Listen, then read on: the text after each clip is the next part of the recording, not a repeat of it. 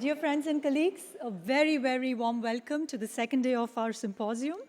It's a great pleasure to have you all here on this wonderful Sunday afternoon. I'm just going to give you all a bit of an insight into the choreography for the first session today. I'm going to say a few words about the panel and then introduce our first speaker, Françoise Vergès, and then hand over the floor to her, and then go on to introduce the next two speakers on our panel. After which we're going to have a panel, a quick discussion amongst the panel, and then I'll open the floor and take questions from the audience.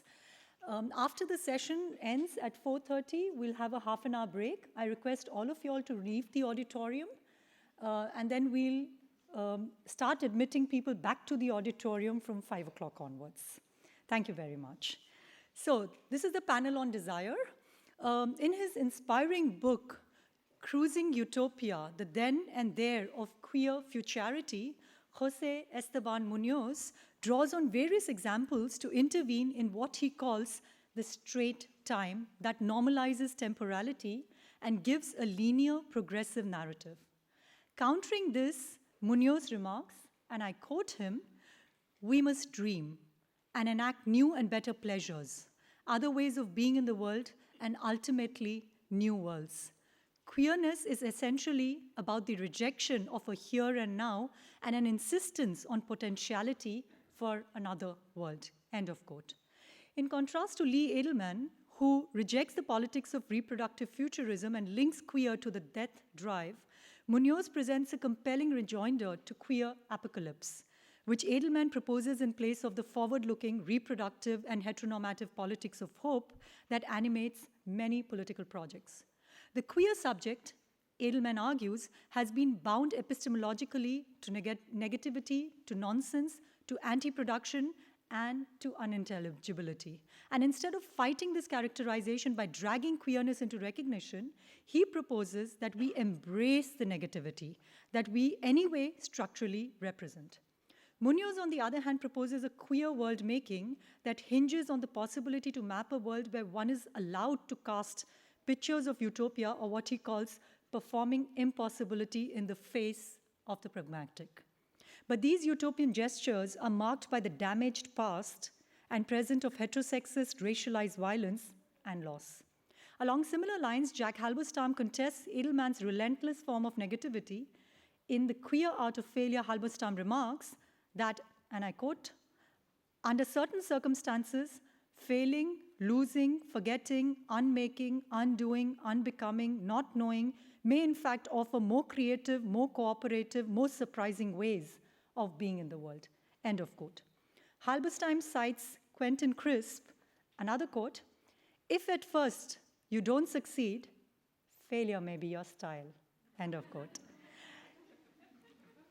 The panel Desire explores these insights and addresses how the erotics of the political and the politics of erotics is linked to the constitution of subjects that desire post-colonial futures. It gives me great pleasure to introduce the first speaker of the panel, Françoise Vergès, who holds the chair of Global Souths at the Collège, my God, my French is so terrible, Collège études mondiales, Paris. Is that okay? I just invented a new university. She obtained her PhD in political science at the University of California, Berkeley, and has taught in UK, Sussex, and Goldsmiths. Vash has collaborated with filmmakers and artists, and I name just a few: Isaac Julian, Jinka Shonibare, Ernaut Gacha, William Wilson, and Kadaratia, and was project advisor for Documenta 11, and organized for the 2012 Paris Triennale the program The Slave in Louvre and Invisible Humanity. She was invited by Thomas Hirschhorn to give a performance, Bitter Sugar, during his installation Flamme Éternelle at the Palais de Tokyo. She's author of documentaries and has written extensively on memories of slavery as a counter-hegemonic narrative. On Frantz Fanon, psychoanalysis, M. Césaire, coloniality of power and feminism, and the Post-Colonial Museum. Her last book, which came out in 2017, and I will only read the English title, The Woman's Womb, Capitalism, Race, Feminism is an analysis of the racial management of the Black woman's womb in the Global South by states and international organizations, and a critique of white French feminism. Françoise, the floor is yours.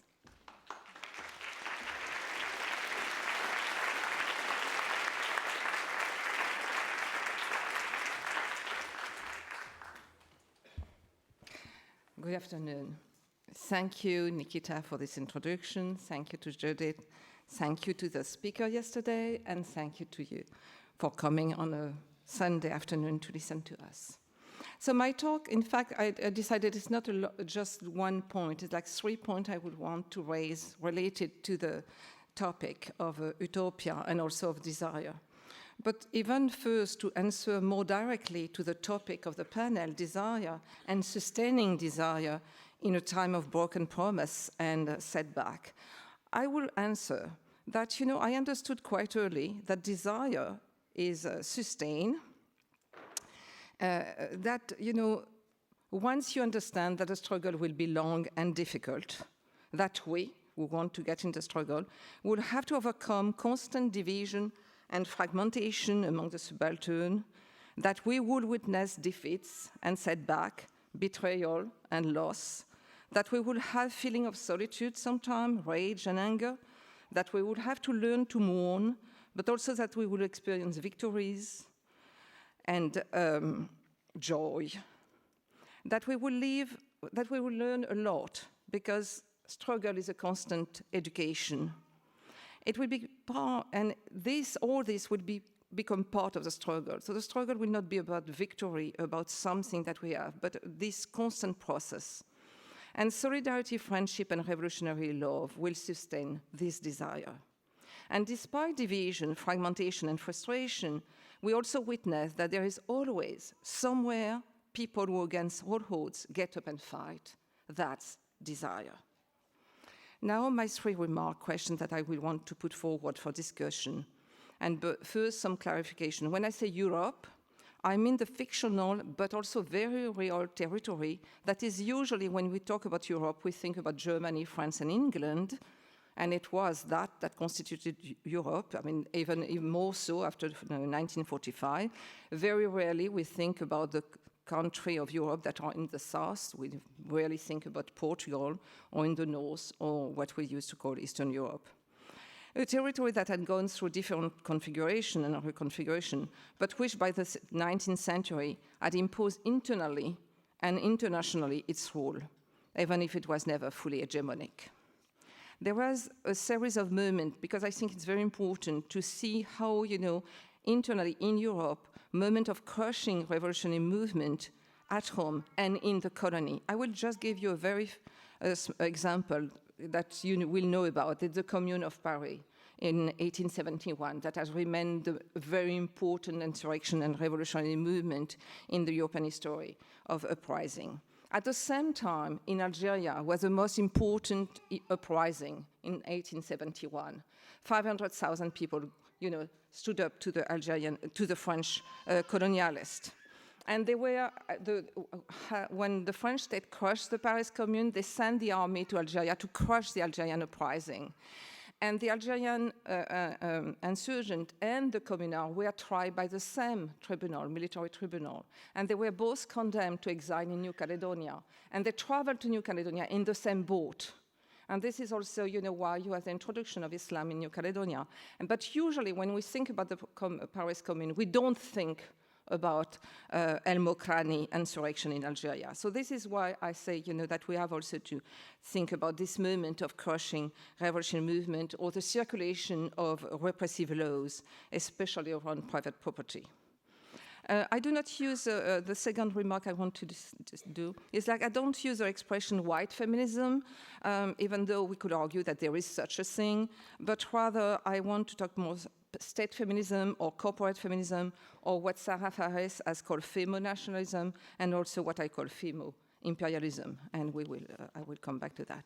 So my first point about planetary utopia that is the subject of our meeting, is through talk yesterday, there was, about provincializing Europe, but we can talk also about denationalizing history and museum, rewriting history, rewriting memories, deracializing theory and knowledge.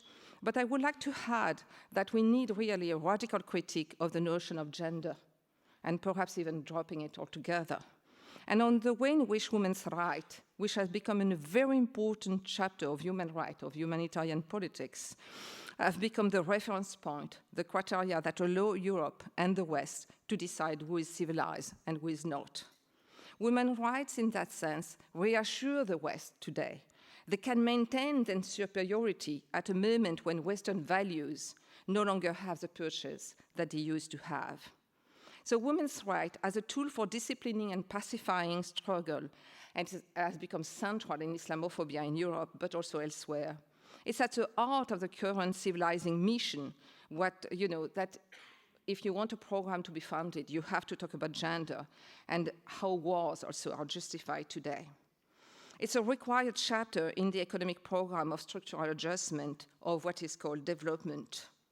It has even, come to borrow the vocabulary of women's struggle in the global south to effectively further.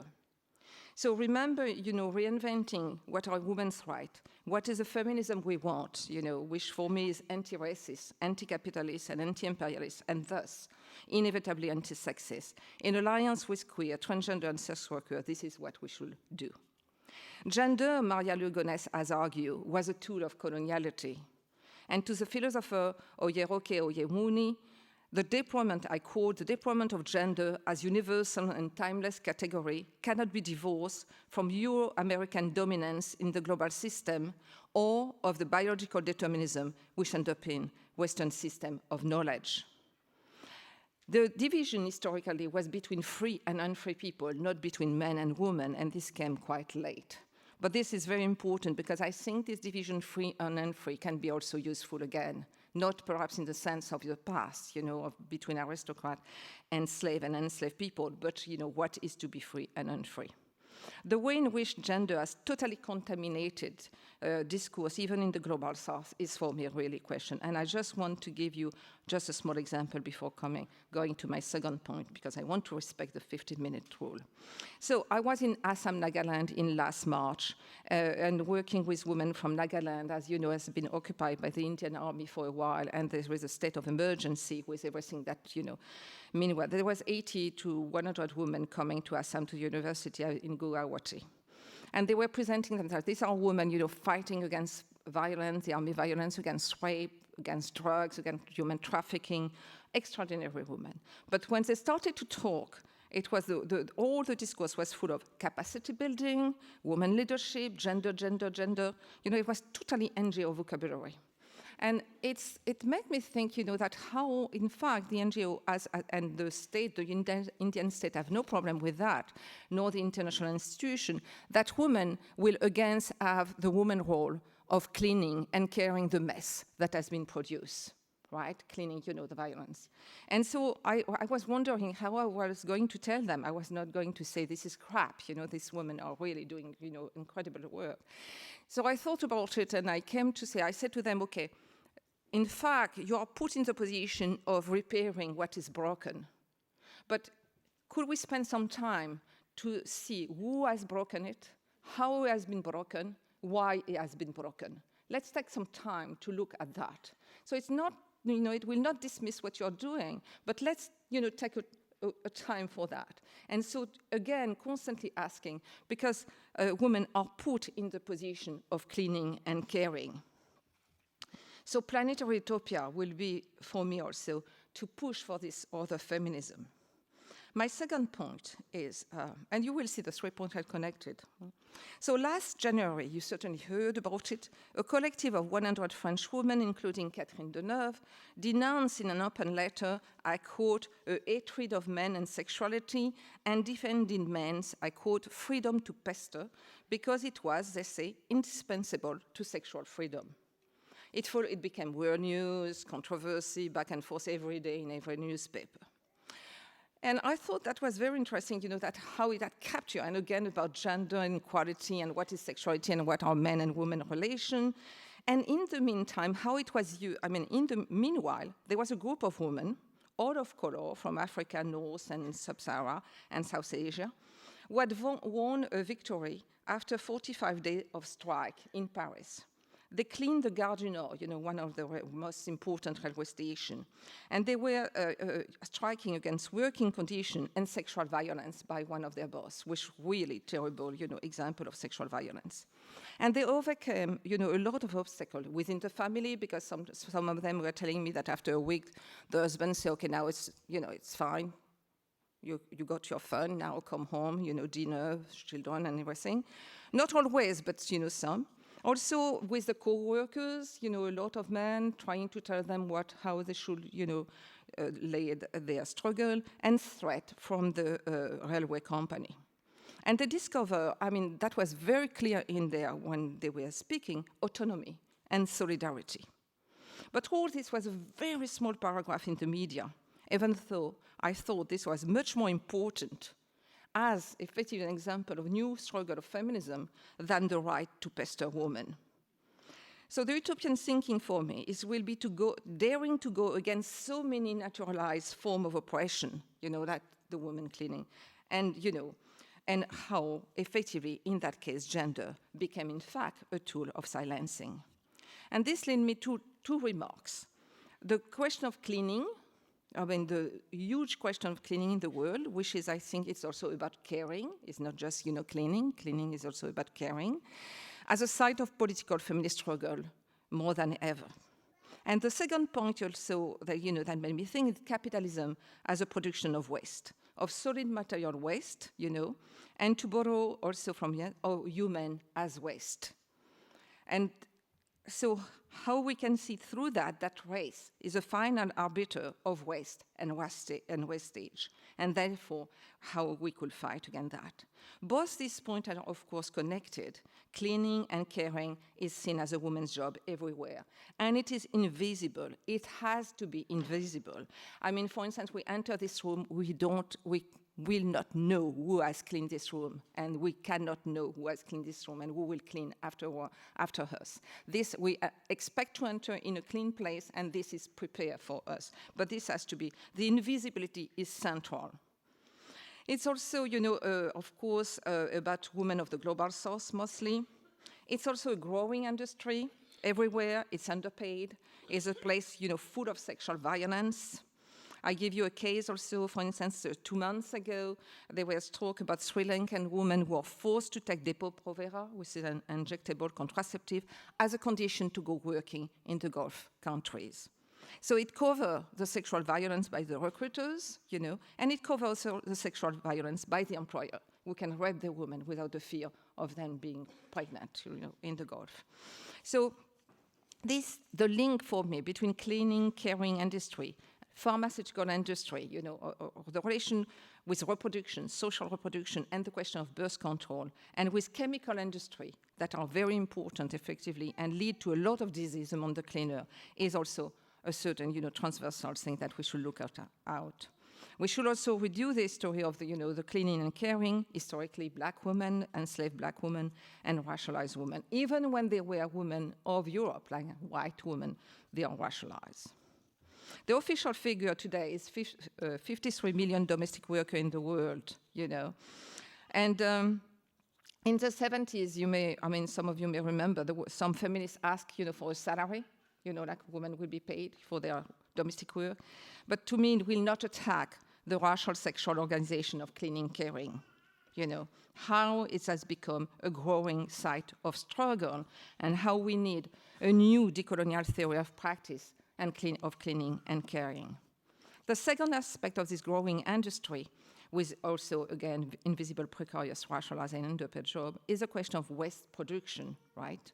And how this related also with the notion of cleanliness, and cleanliness being civilized, and dirtiness non-civilized, and how this has been distributed. Solid waste is like 1.3 billion tons per year are produced in solid waste, and it's growing. The higher the countries develop, the greater amount of waste is being produced. Every second, 13 tons of hazardous waste are produced. Where is it sent? Who is cleaning it? I think our political question. Cleaning cities for the consumption by middle class and pushing away what is effectively dirtiness. Cleanliness is for the white middle class or the middle class of color. Upon invisible work, their world is being clean. So the critique of capitalism in the Ethiopian sense will be for me a critique of the organization of cleaning, caring in sexist racialization organization. But also, as I say, human as waste. The production of capitalism producing human as waste, sorry. And I'm thinking here of Cedric Robinson's theory of racial capitalism, of the co-constitution and indivisibility of capitalism and racialism, how bodies are fabricated as permanent surplus. And slave trade and slavery rested on this fabrication of bodies as permanent surplus. Africa, the African continent, became in this 15th to 19th century the limitless source of cheap labor, of labor as disposability, and also of cheap nature. For centuries, the African continent entered the global organization of capitalism imperialism by being forced to give its children as fuel to the machine producing what the West needed for accumulating wealth, for having a good life, thanks to sugar, tobacco, coffee, chocolate, and cotton, and slowly feeling special and superior. Taste, deportation, racialization, wealth, and modernity went together. It's not perhaps a detail to learn that it was during the 18th century, the age of revolution, usually even the Asian revolution being forgotten, because it disrupts that narrative, but the century, the age of revolution of the French, English, and American Revolution was also the century of the peak of slave trade. Until now, it was like 30 to 40,000 Africans were deported each year. In the 18th century, it was 17 to 19,000 Africans deported per year. So the enslaved were the fuel and the West of capitalism and the primitive accumulation of wealth. As a migrant today are the fuel and West of a certain policy. My third point, I have seen 5 minutes still? Yeah. The shadow of slavery. Slavery is our present or still our future, as long as we do not address what David Scott was, talking about yesterday, about post-slavery black futurity. And when David yesterday said, is future another trick of white supremacy, it made me think, you will see how it made me think, of the current campaign around Africa rising, Africa as a future. How do we reconcile the long history of the inscription of the African continent as the West in the organization of the temporality and spatiality that serve capitalism and imperialism with this discourse? How this discourse serve the never-ending permanent dream of coming of age from Africa, finally Africa coming of age, entering modernity at last. The dream of the futuristic, of a startup continent, a continent full of young people, of energy, strength, desire, in a world that is aging, afraid, losing confidence, or finding confidence in xenophobic extreme right dream of recovering masculinity and power. A futurism, an utopia, Africa rising, which are based on the same element than the old one, masculine, vigor, imagination, energy, and productivism. Imagination to serve effectively some form of productivism, and now we can add the new technology. The technology will be the solution to overcome everything that has been done to African continent.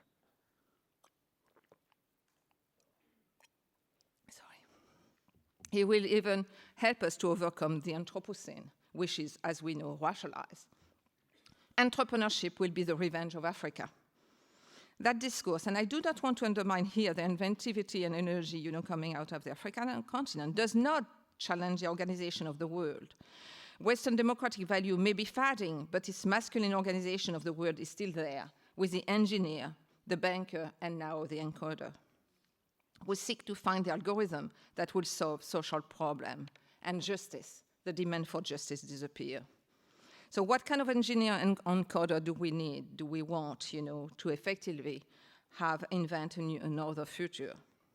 already, I mean, I know in the Global South and even in the Global North, there are experiences of practice that challenge all this. But how do we fight on many fronts simultaneously? And I think this is one of the questions. How do we find, about land rights?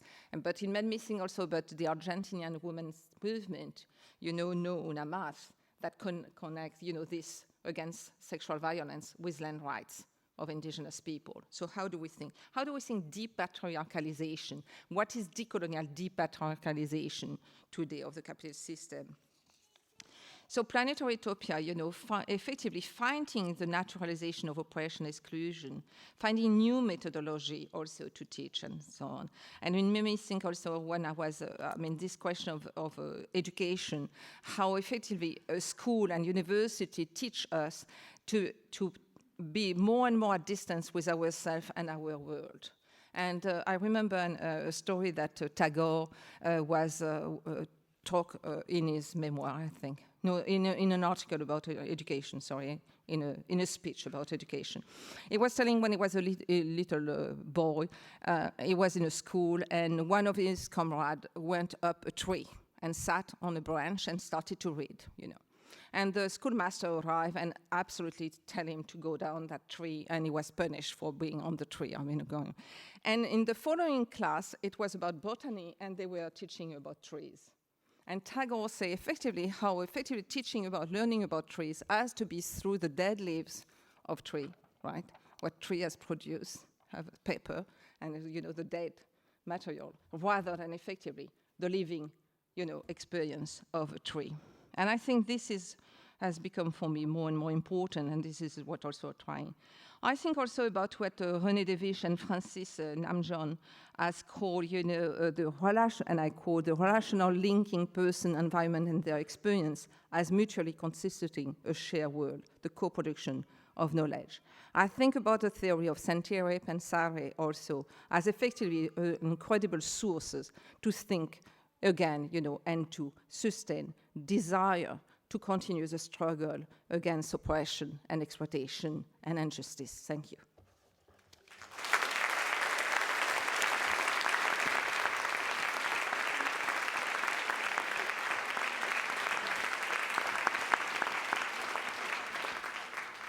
Thank you, Françoise. That was amazing.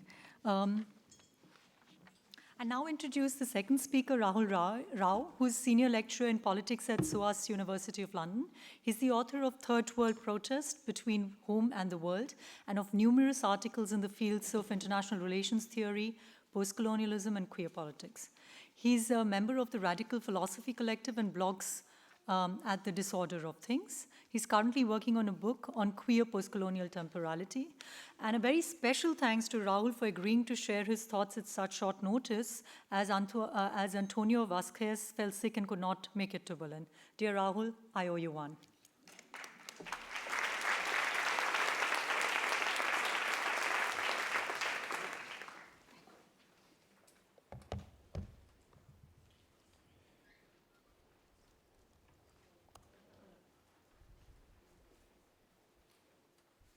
Thank you very much, Nikita and Judith, for this amazing event. Thank you all for coming here. For the last few years, I've been working on a project that is trying to explore and understand the politics, or rather the politicization of non-normative desire. Specifically, I've been tracking the progress of struggles around two pieces of legislation, the Anti-Homosexuality Act in Uganda, which was first introduced as a bill in the Parliament of Uganda in 2009, and briefly enacted into law in 2014, when it remained in force for 6 months till the Constitutional Court struck it down. Although it's no longer in force, the issue remains alive in the public sphere in Uganda, and activists expect the bill to come up again in a different form in the not too distant future. I've also been looking at the struggle against Section 377 in the Indian Penal Code, which is the equivalent prescription of homosexuality which remains in force in India, against which there has been a long-running legal campaign that is still ongoing in the Supreme Court. Both of these pieces of legislation are inheritances of a British colonial penal code. So I've also been interested in the extent to which British LGBT activists are cognizant of and thinking about the responsibility of Britain for this state of affairs in its colonies. And that has generated a set of rather weird discourses of atonement that don't extend to issues such as slavery. So really the book is about three places. What I want to do today is to give you a flavor of some of my work in Uganda. Faced with the claim that homosexuality is Western, un-African, un-Indian, it can be very tempting to reach into the archive to look for instances of same-sex desire in history. Now, any good Foucauldian will tell you that the very enterprise of looking for same-sex sexuality before a certain historical moment is problematic, because sexuality as an aspect of identity is a historically specific development that emerges in certain times and places. But perhaps if we think more generally about same-sex eroticism or intimacy or desire, the very category for this panel, we might be on to more interesting things. Quite early in my work on Uganda, I came across a story. This is the story, some of you may be familiar with it, but I will re-narrate it in its bare bones for you. This is the story of the last pre-colonial ruler of the Kingdom of Buganda, which was the largest of the pre-colonial kingdoms that were merged to form the present-day state of Uganda.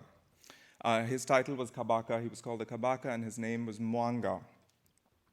Now, missionary sources from the period of Kabaka Mwanga's reign, these are texts left behind by Anglican and Roman Catholic missionaries from Britain and France, describe the practices of Mwanga's court in what historians of sexuality have described as a rhetoric of abomination.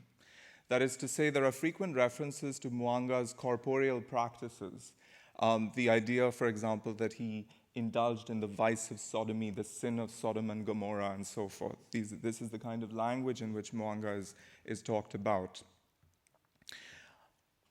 Something seems to have changed when some of the courtiers in his palace converted to Christianity, to both Anglicanism and Roman Catholicism, at which point they allegedly refused the king his sexual advances, and he has them put to death in a very public execution on the 3rd of June in 1886. The story may not have been as well known as it currently is if it hadn't been for the efforts of the Catholic Church, who almost immediately began a campaign to have these martyrs, as they were called, canonized.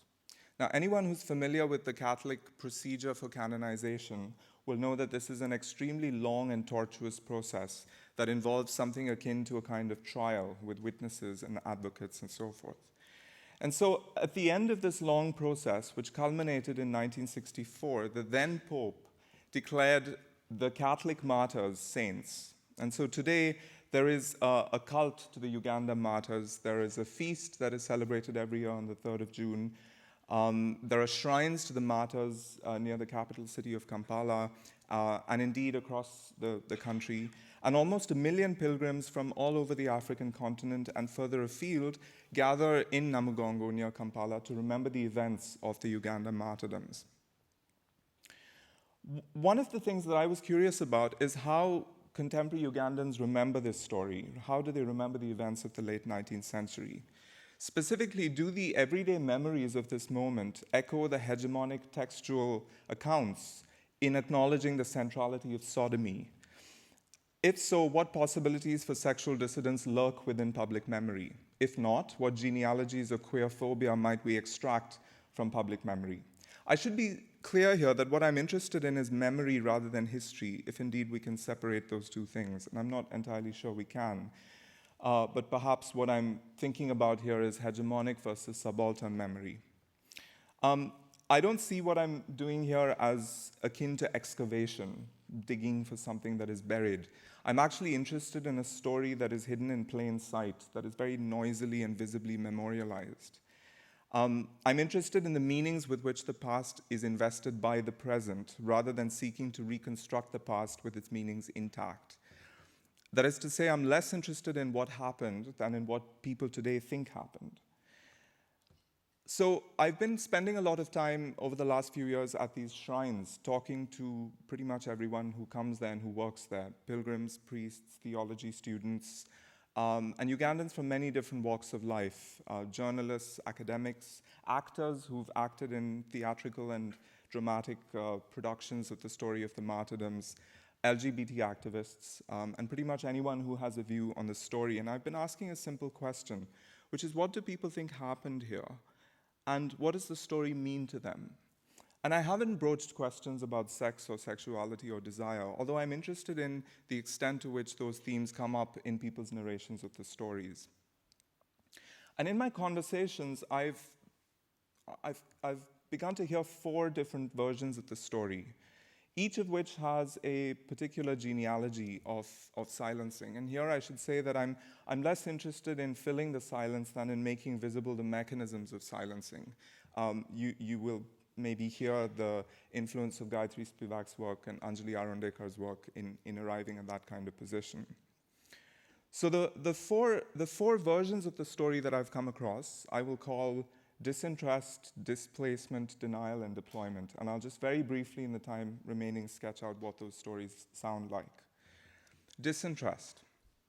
The vast majority of the pilgrims I spoke to narrated the story of the martyrdoms to me with absolutely no reference to sex or sexuality or desire. A typical narration would go something like this. The king heard the pages, the converts to Christianity, say the Lord's Prayer. He heard them worship the King of Kings. He heard them say, "Thy kingdom come, thy will be done." And he interpreted Jesus as a rival political authority and put his courtiers to death because he saw this as an act of political rebellion. And so they were given the punishment that political rebels at the time would have been given. And this version of the story, without any reference to sex or sexuality, is what you find in national curriculum history textbooks. It's what the guides in the National Museum will tell you. It's the closest to the official state version of the narrative that I've come across.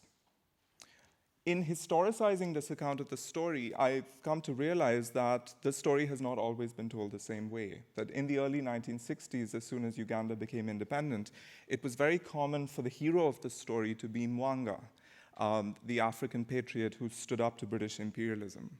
That it was only much later in the Idi Amin period that the pages, the martyrs, began to be lionized as embodiments of courage against tyranny. And it was only very recently, in the late 1990s and early 2000s, that the story became explicitly sexualized in public discourse. That sexualization coincides in time with a crisis in the Anglican Church, which is the most powerful church in Uganda. And this was a crisis provoked in part because Western Christian conservatives in that church, feeling like they were on the back foot in the culture wars in the United States, around issues like same-sex sexuality and the ordination of women as bishops, began to make alliances with what they thought to be the more conservative parts of their respective Christian denominations in sub-Saharan Africa and countries like Uganda, Nigeria, Rwanda, Kenya, and elsewhere. And so this is the moment in which the story begins to be reframed with a focus on the sodomy, on sex and sexuality. And Mwanga becomes an apparition, a representation of a global gay project that is threatening to engulf Ugandan Christianity.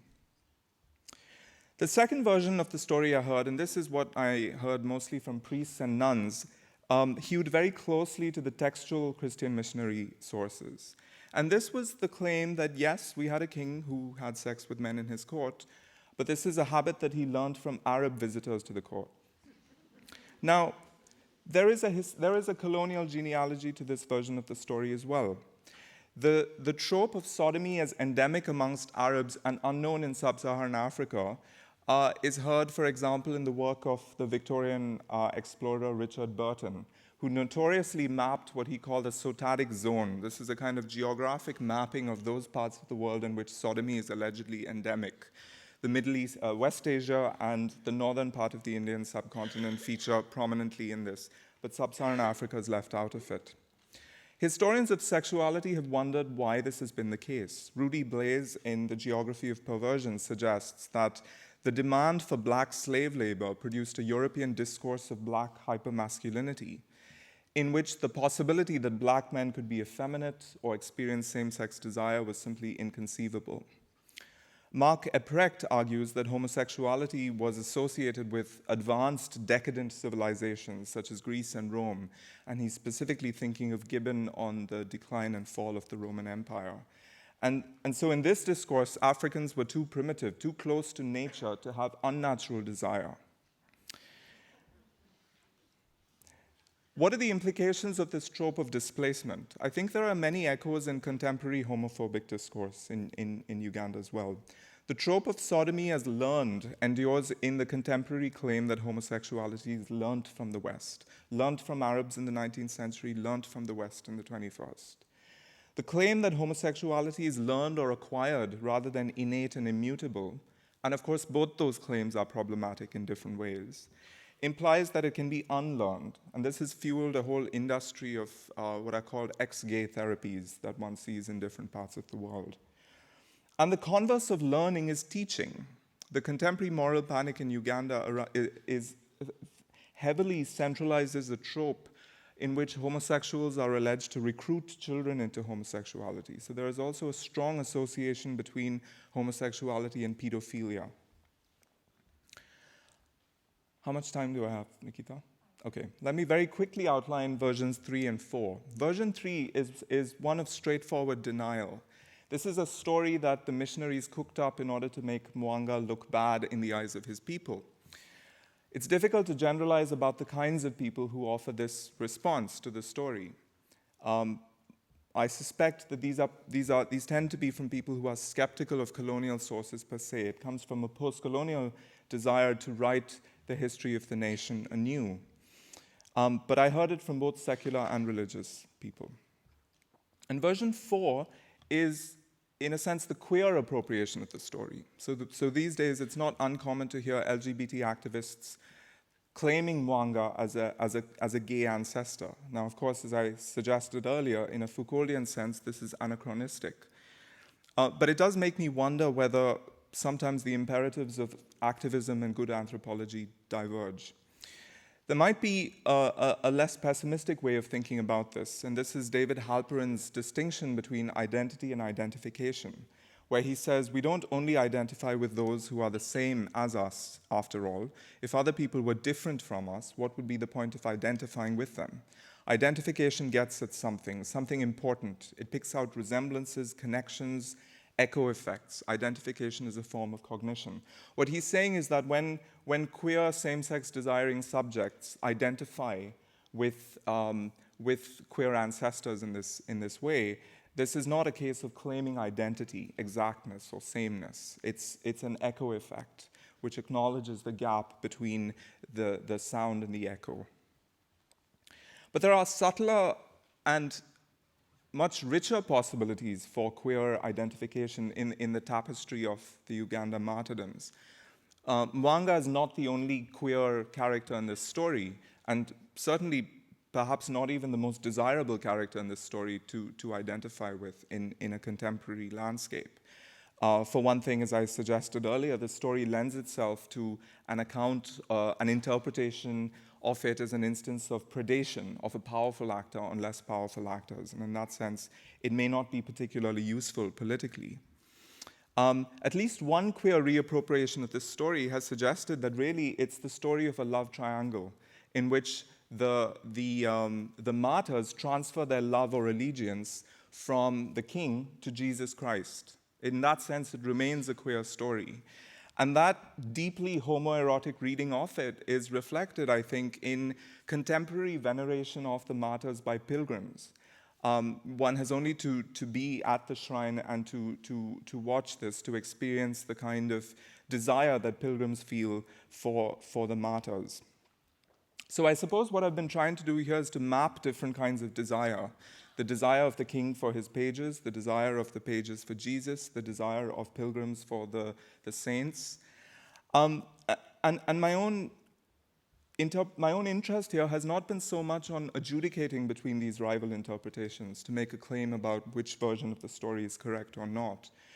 It's been much more the position maybe of a curator of stories to say, here is how contemporary Ugandans are talking about the possibility of same-sex eroticism in their own history. It's to lay out the diversity of stories that Ugandans are telling as a counterpoint to the single story of the Ugandan state, which continues to be that homosexuality is Western and alien. Thank you.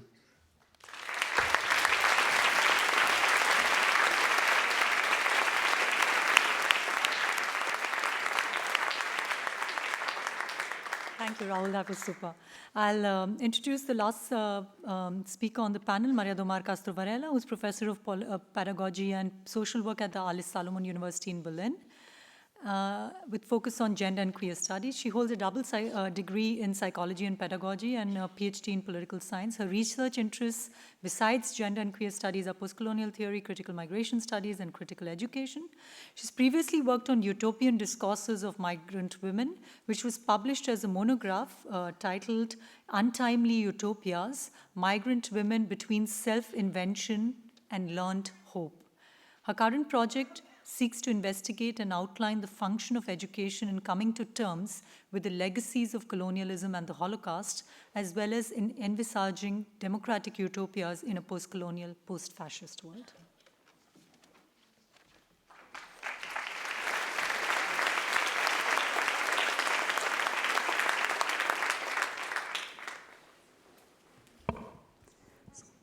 Thank you, Nikita, for organizing this wonderful event.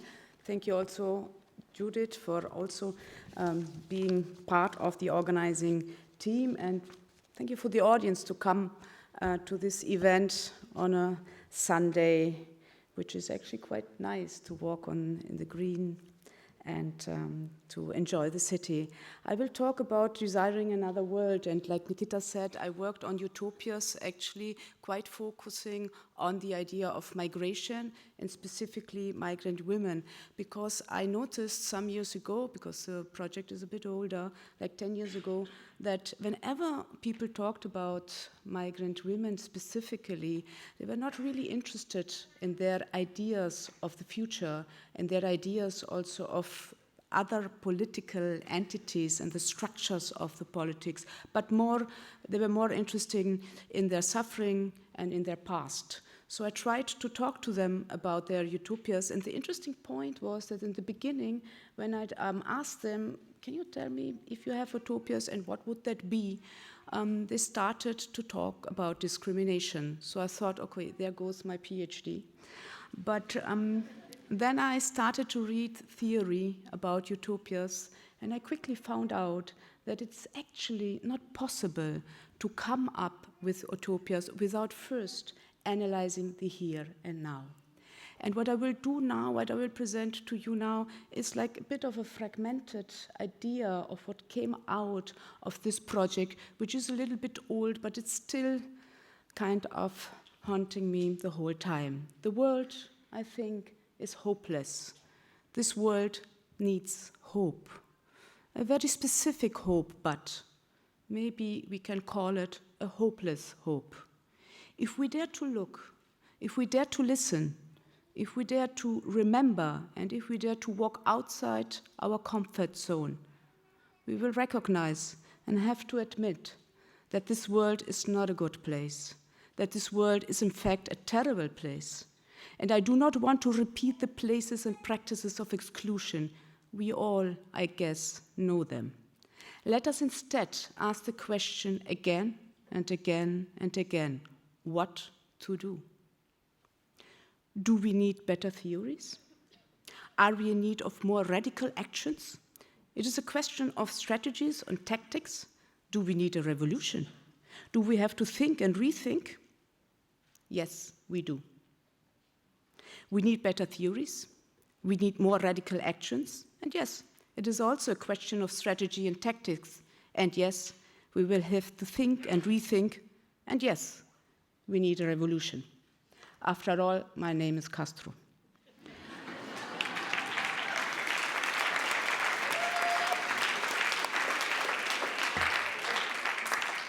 I'm not sure if we can, but I'm sure that we have to.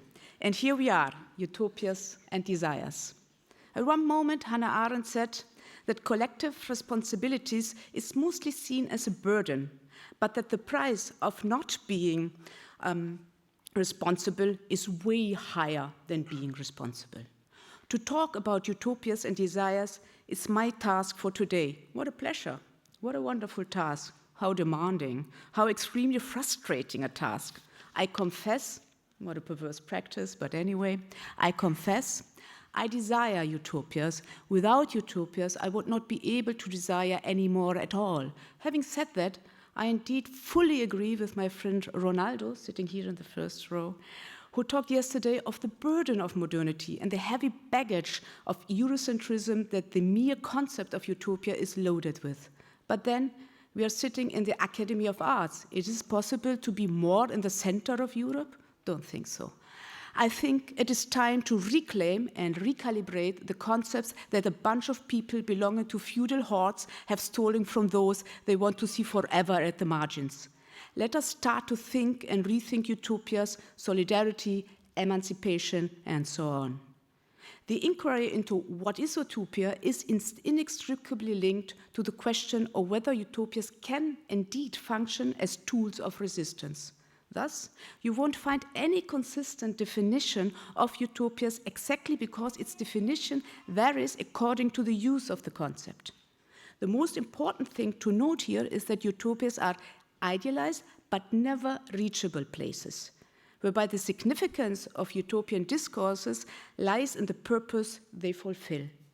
Interestingly, the idea of optimization of places and existence and time, which is aimed by sketching utopias, is stripped of a supposed linearity and teleological trajectory through the marking of the utopian place as a no place.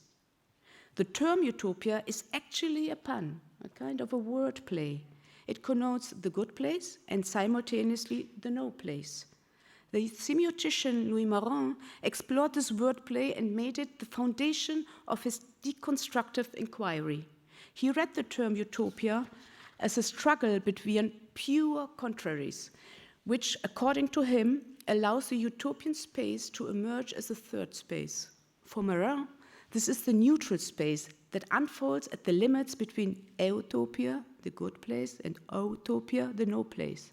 Utopias are thereby not places, rather passages of transformation, from which social change can flow and also always entail kind of self-transformation. The no place dissolves the fixed place and consequently brings subjectivities into motion. What emerges before us is then a dynamic, an inconsistent, a persistently varying chimera. Utopias here function more as a strategy and practice rather than content and aim. Its primary political task is the critique of the present conditions. Its ambivalent notion of space facilitates a form of critical thinking which can bring theory and practice into relentless mutual crisis. As Angela Davis powerfully put it, we have to talk about liberating minds as well as liberating the society. Utopia, the place that we desire. Utopia, the place that it is not there and you will never reach. Desire and negation, drive and disappointment, searching and not finding. As you might know, the term was coined by Thomas More in 1516 through a book that depicts a fictional island society in its religious, social, and political customs and was first titled Libellus verus aureus, nec minus salutaris quam festivus de optimo republicae statudece nova insula utopia. This translates into a truly golden little book, no less beneficial than entertaining, of a republic's best state and of the new island utopia. The island utopia is placed in the so-called New World, and Moore describes the travels of his acquaintance Raphael, who traveled with Amerigo Vespucci for a long time through the so-called New World. Vespucci first demonstrated that Brazil and the West Indies constituted an entirely separate landmass, hitherto known as two Europeans. The continent came to be termed Americas, deriving from the Latin version of Vespucci's first name, Americus. Here we are, desire, colonialism, appropriation, and utopias. Moore tells us this is the story of Raphael, who supposedly was one of the 24 men Vespucci took in his voyage to Cabo Frio, Brazil, and Calicut at the Malabar coast. Then reality and fiction merge, and Raphael travels further and finds the island Utopia, where he spends 5 years observing the customs of the people living there. Anthropology is born. Now it is crazy and not that crazy that the term we use to think to describe a better world, another world, derives from a narrative which starts with the brutal colonization and appropriation of the sea and land by white Europeans. There is a lot to say about Moore's thoughts of what is an ideal state, but I will not go into boring you with a longer reading of Moore's books, but rather shake it a bit. Although you know boredom is a good thing, because as Ernst Bloch said, it's boredom, exactly the instant of boredom when you think about revolution.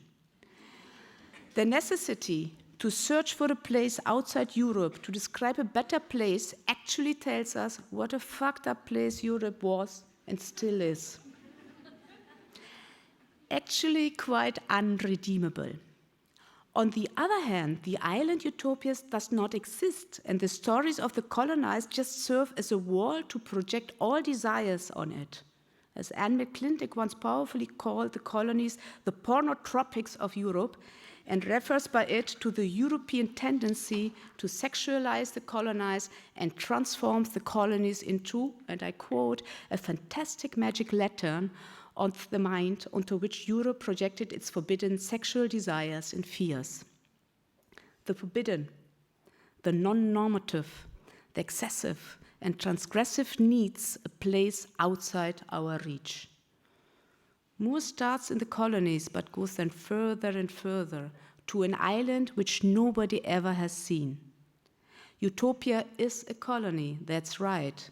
But it also shows that, like Adorno and Minima Moralia powerfully wrote, there is no right life in the wrong one, then you have to search somewhere else. Now the question is it possible to decolonize Utopia, to decolonize our desire for another world? I will not be able to answer the question, but I think it is an important question to ask. We should not forget the cruel connections the mere idea of utopia transports, but we should try to subvert it without giving up on hope. It's a practice in what maybe Gayatri Spivak would call affirmative sabotage. It seems to be a rather tough task, how to learn from the past, to unlearn the effects on the body, on the mind, on how we feel and what we aspire, without forgetting the lessons of the past. Planetary utopias for me, therefore, are time spaces which are flooded with memories and driven by the yearning for a better world. It's tricky, it's impossible. And even more problematically, utopias can turn easily into kitsch. The kitsch of the avant-gardes. Kitsch, according to Bülent Dikin, is, and I quote, the art of living without doubt. It is a kind of living that doesn't trouble itself with the task of thinking, in contrast to a living that is normed by ambivalence and self-doubt. Kitsch is sentimental. It remains oriented towards common sense and wants to feel without to think. That is by no way harmless. We have to unkitsch utopias. To build up utopias is hard work and makes you sweat and tremble. You have to confront the traumas, yours and those caused by you and the way you live your life and think about yourself. It's connected inextricably to memory work. The difficult task of memory work driven by the desire to unlearn is nothing but a productive, paradoxical practice. Let us call it the practice, for a moment, utopic memories. Ruth Levitas, a British sociologist, notes, and I quote, "Whatever we think of particular utopias, we learn a lot about the experience of living under any set of conditions by reflecting upon the desires which those conditions generate and yet leave unfulfilled, for that is the space which utopia occupies." I seek to explore the subversive potential of utopias by turning to two philosophers who in very different ways have tried to envision another world. One is Ernst Bloch and the other Michel Foucault. According to Foucault, the most important task in life, and I quote, "in life and in work, is to become something that one was not at the beginning." Change, for Foucault, as much as for Ernst Bloch, the philosopher of hope, is equally an intellectual as well as political obligation. Bloch's and Foucault's utopian ideas can be captured with two catchphrases. Bloch talks about gelehrtes Hoffen, the learned hope. Hope is not something that you can just feel or desire. You have to think about it. You have to learn about the here and yet to be able to really hope. And Foucault's self-invention, which means that you have to be able to change constantly. You should not be trying to hold to what you are now and here and yet. According to Foucault, regimes of truth are those powerful discursive phenomena that enforces the idea of what is normal, what is correct, and what is the truth. Regimes of truth have a normalizing function that can be brought into crisis through, that is my claim here, utopic memories. This can be illustrated through the crisis-ridden Greek policies, if you want, that forms the background of Plato's Politeia, or the socialist utopian recount of Robert Owen, who set up the new moral world against the world of ignorance and selfishness. This thesis can be further substantiated through the observation that utopian discourses proliferate specifically in times of crisis and of social movements, and therefore can be described as discursive effects of social conflicts. Totalitarian regimes, in contrast, tend to forbid the production of utopias, for every uncontrolled form of transformation of the current could endanger its power position. Conservative, as well as those discourses that seek to preserve the given, threaten the unsystematic utopian visions, for they contradict their social interest of letting the giving as it appears now and here to remain untouched. Conservative discourses deny the constructiveness of the here and now.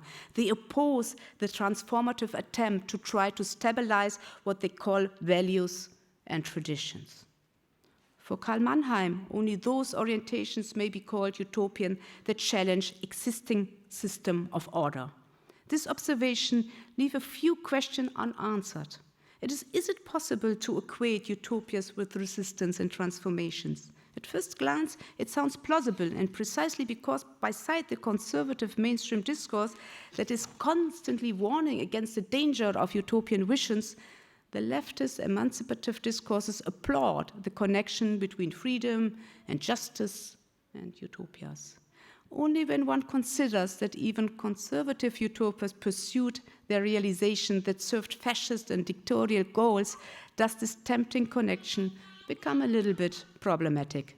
That is why, in my reading, utopias cannot be seamlessly and effortlessly translated into resistance, for utopian visions are always also potentially totalitarian. That's why Bloch says it's not that some of our utopias become a disappointment.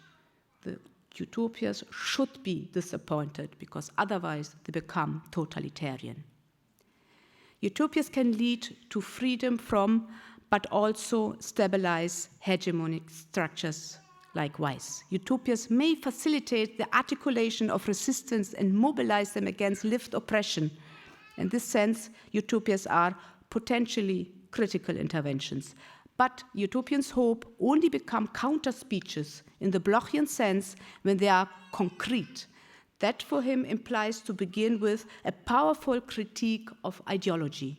Concrete utopias are understood as always in the process of realization in which the not yet manifests itself in kind of experiment, in an experimentally way. Thus, concrete utopias can be described as a drive in contrast to the paralyzing here and now that is characterized by estrangement and suppression. In other words, concrete utopias are driven by desires and not mere descriptions of ideal conditions. The balancing act consists in now allowing self-reflection to become self-forgetfulness. Turning to Foucault, we can show how the attempt to describe the history of the ways in which human beings acquire knowledge about themselves brought him to the technologies of the self. According to him, they enable the individual with their own strength or with the help of others to carry out a series of operations on their body or soul, their thoughts, their behavior, and their manner of existence.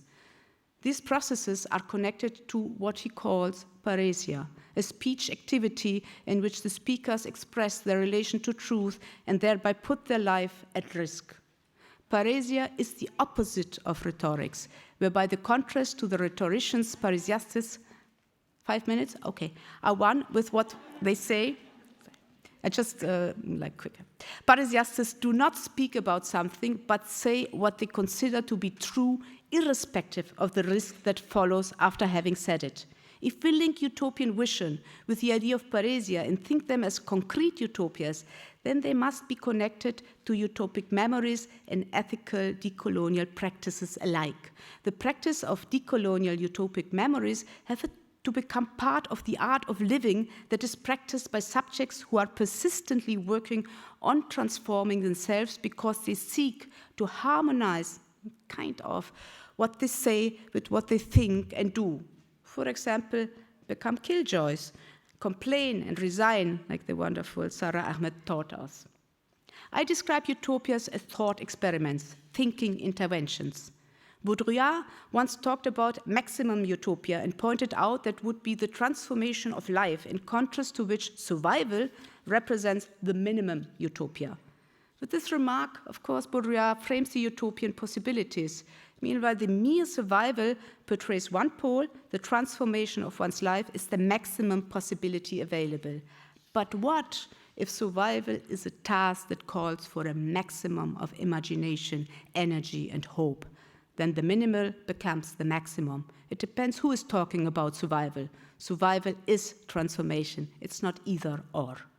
The attempts to transform life, its terms and condition, functions as a driving force, whereby Foucault remarks that the most important thing, and I repeat, in life and work is to become something that one was not at the beginning.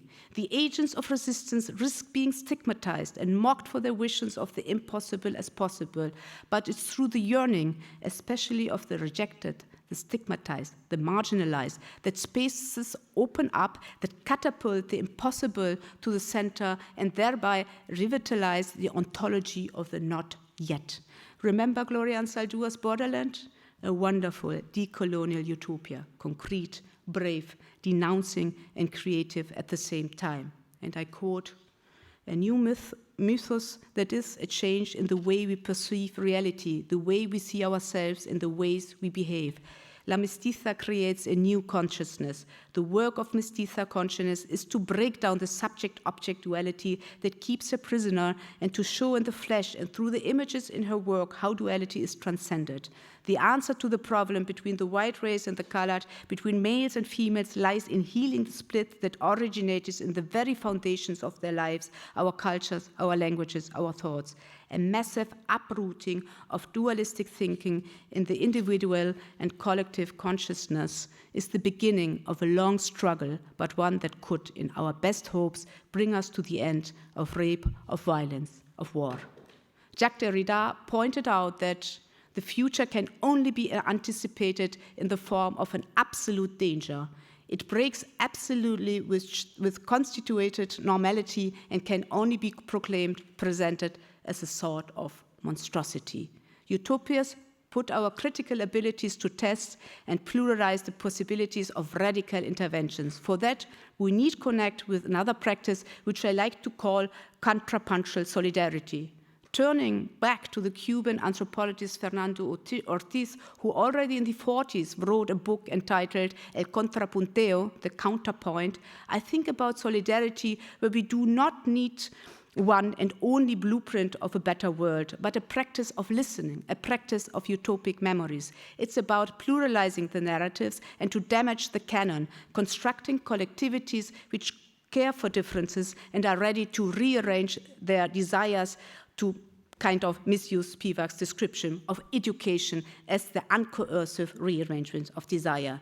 And as we are in Berlin, let me end with Rosa Luxemburg.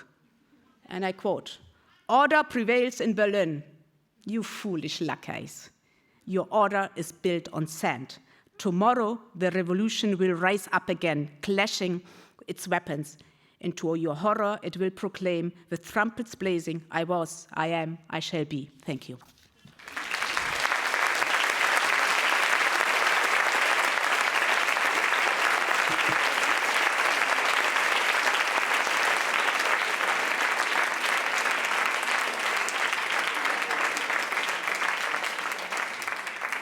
Thank you, Maria. You went 3 minutes over time, but I'll forgive you. Okay. I have actually one question each for the speakers, but perhaps I'll start with a common question because I found that there were several overlaps between your presentations, and one word that recurred again and again was the notion of memory. And I liked what Rahul said. What is interesting is not just what happened, but what people think happened. And a couple of days back, I had a meeting with the colleagues from the Goethe Institute. And in one of these, at this meeting, one of the colleagues shared one incident whereby a taxi driver in Cameroon asked this colleague where he was from, and he said, I'm German. And then this taxi driver from Cameroon said, oh, it was so wonderful when you Germans were here. And my question to the panel is, what do we do with this desire for colonialism, this nostalgia for colonialism, this yearning for neo-colonial structures?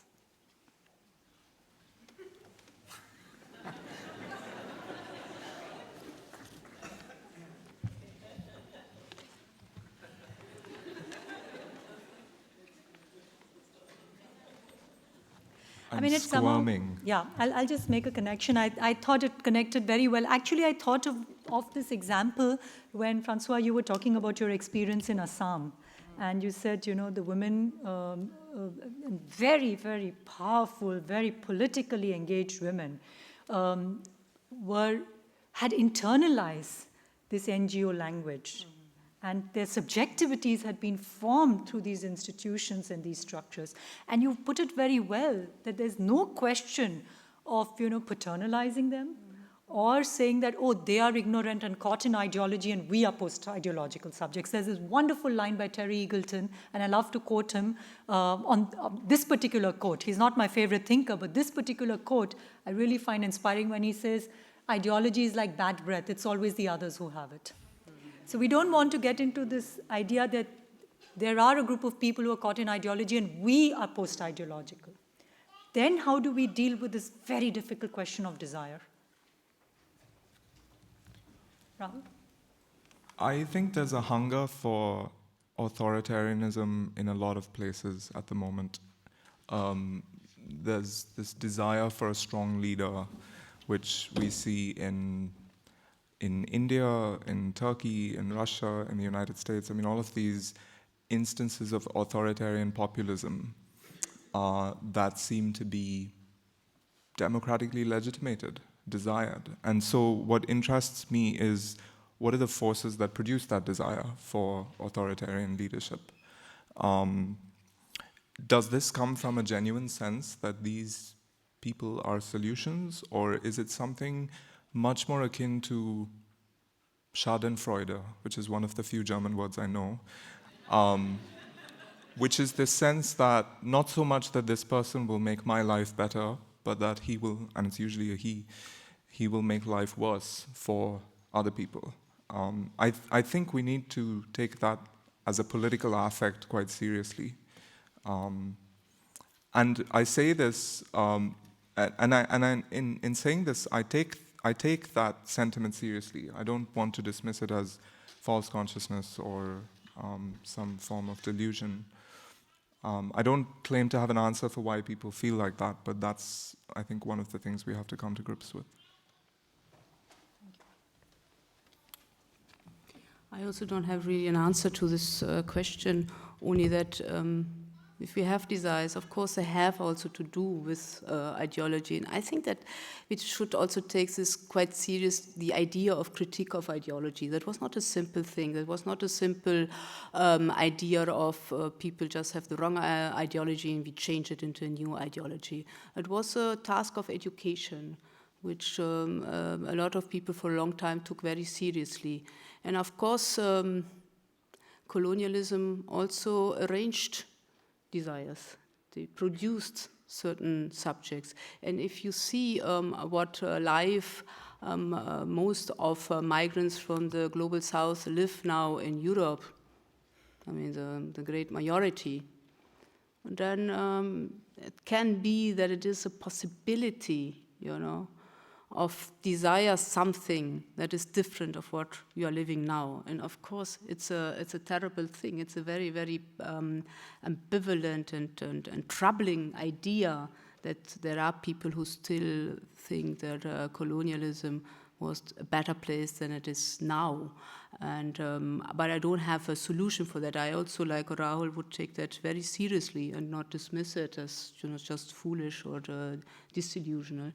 But it's a desire which I think is possible to rearrange. The question is more like how to do it and who will do it.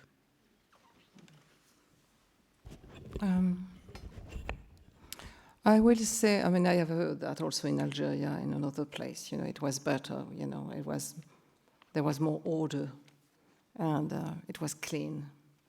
I read it also as a critique of the current government, as a way of saying something without saying it directly, because, you know, perhaps saying it directly will bring you will make some trouble. So that there is something, what is yearning, I don't think also it's false consciousness, but what is it that the yearn, you know, of this idea, usually idealized, but that's also what nostalgia is about. But I do think it's really perhaps an expression of the disappointment, of the frustration with the current government also. I will suggest that.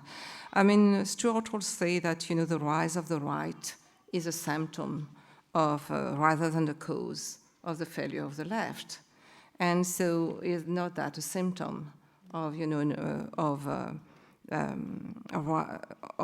this kind of, you know, talk is not a symptom rather than the cause of the failure of decolonization, right? And so I will see that. And of course, I mean, there is the desire for authoritarianism, but I will take it also as a critique of the current government in these different places, because it's about that, but it's not about the presence. You know, usually it's not about the presence of European in the place, because then this is not desired. This is not. I mean, there is a strong critique of, you know, the European, I mean, Western imperialism in Africa, and a very deep sense that they come to loot and steal. So it's not about colonialism, it's about something that they felt there was a little more order, perhaps, than the chaos which has been brought by structural adjustment policies and by more looting. But this is also a way of expressing. My second question, before I open the floor to the audience, to the questions from the audience, would be,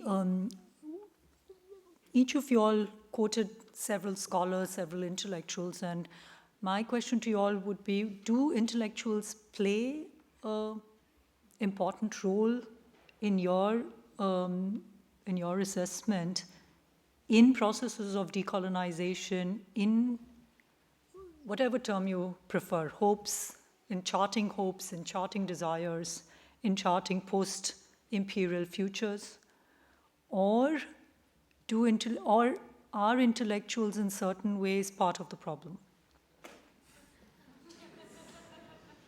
And here, of course, I have a wider notion of the understanding of intellectuals, whether you think about artists, whether you think about cultural practitioners, and that perhaps the best thing for us would be to all resign and leave the institutions.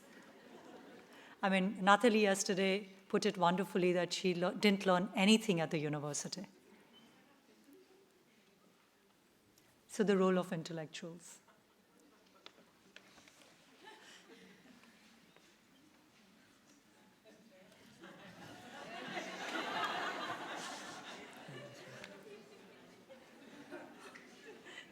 Okay.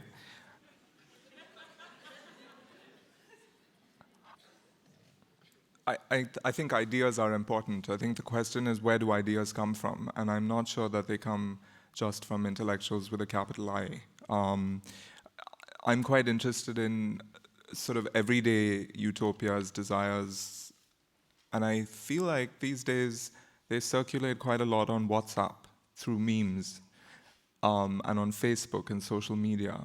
And I think, I'm not just saying this flippantly, I think those are actually the terrains on which mass utopias and dystopias are being created by anyone, intellectual or not. I think in a sense these are the organic intellectuals of our time who are crafting the utopias and dystopias that shape politics.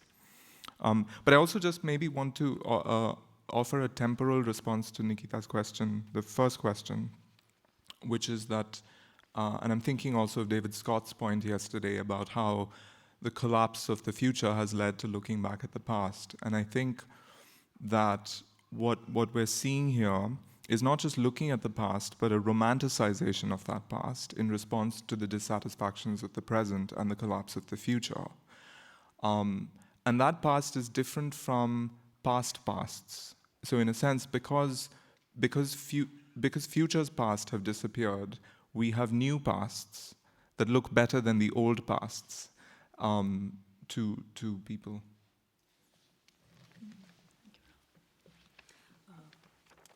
I think I'll give just a very brief answer, which I think we intellectuals are part of the problem and part of the solution. Likewise. So, and I think it will depend on how the connection of the intellectual world or the intellectual practices are with what I sometimes call the life on the ground, which is not in a bubble, but is outside the bubble.